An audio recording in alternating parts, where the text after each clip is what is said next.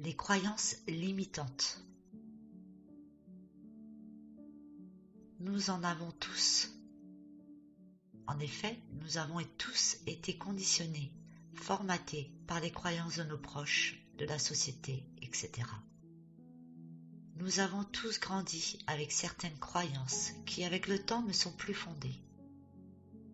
Elles ne résonnent plus en nous, comme un décalage qui justement nous déstabilise et qui souvent nous empêche d'avancer. Une stagnation s'impose afin de faire le point avec ces croyances limitantes, d'en apprendre un peu plus sur celles-ci, afin de déverrouiller les portes qu'elles mettent face à nous. Ces croyances limitantes touchent tout ce qui concerne le libre arbitre, la liberté, la pensée, l'action, l'apprentissage, l'acceptation, etc. Nous avons aussi le pouvoir de créer des croyances limitantes à partir de soi, de ce que l'on voit, de ce que l'on pense, de ce qui se passe autour de nous. Une action qui a pu ou qui nous a dérangés peut créer en nous une croyance limitante. C'est comme le grain de riz dans la machine qui à un moment donné va produire en nous ce besoin d'introspection afin de faire le point avec ce que nous sommes et ce que l'on vit. Des croyances limitantes nous limitent notre champ de vision, de compréhension.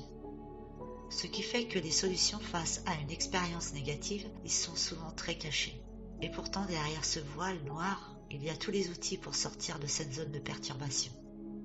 Nos croyances limitantes, nous les aimons aussi, car elles nous confortent dans notre zone de confort. Elles nous apportent une bulle de protection, même si celle-ci n'est pas en adéquation avec nous-mêmes. Et on peut y rester très longtemps.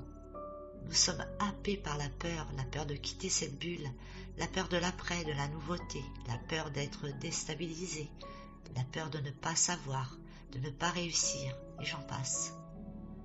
Et tout cela génère en nous des croyances limitantes, aussi bien de soi, des autres, du monde dans lequel nous évoluons. Lorsque nos guides n'arrivent pas à nous faire sortir de ce cocon polluant, ils peuvent intervenir assez durement pour que vous n'ayez plus le choix que de regarder derrière la porte, derrière ce voile noir et aller toucher votre conscience afin de vous réveiller. On appelle cela le réveil spirituel. Prendre conscience que nous pouvons faire autrement, comprendre autrement, être autrement, apprendre autrement, etc. Casser les codes qui ont été générés par notre éducation, par la société ou par nous-mêmes. Ne plus être une personne dans une case et être dans le totalitarisme, la pensée unique, mais d'être vous, bâtir votre propre identité à ce que vous souhaitez et ce que vous ne souhaitez pas.